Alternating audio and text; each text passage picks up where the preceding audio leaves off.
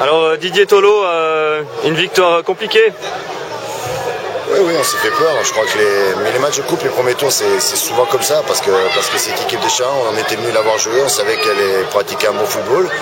Après, ils jouaient le match de leur vie, donc voilà, je tiens à leur tirer un grand coup de chapeau, même si je suis content d'être au tour prochain. On a vu aujourd'hui un FC Sion un petit peu emprunté. Qu'est-ce qui s'est passé là? C'est souvent dans ces matchs-là, vous avez l'impression que ça sera facile, et puis vous ne mettez pas de rythme, vous jouez en 10 touches au lieu de jouer en 3 touches, et puis ça devient difficile parce que l'adversaire y croit de plus en plus, et puis vous commencez quand même un petit peu à douter. Par rapport au FC Chalon, est-ce qu'il y a un joueur qui vous a plu particulièrement?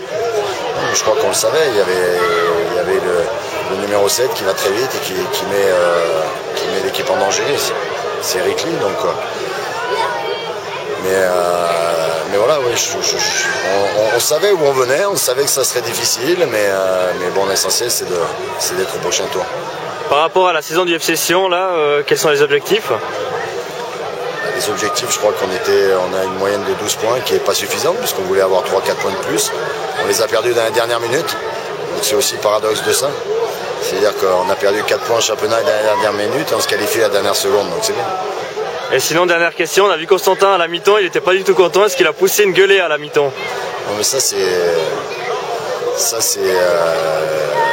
On me pose toujours la même question, mais le président a le droit de s'exprimer, mais c'est moi qui décide ce que j'ai envie de faire, c'est moi qui ai poussé la gueulante à la mi-temps. Ouais. Ok, merci beaucoup.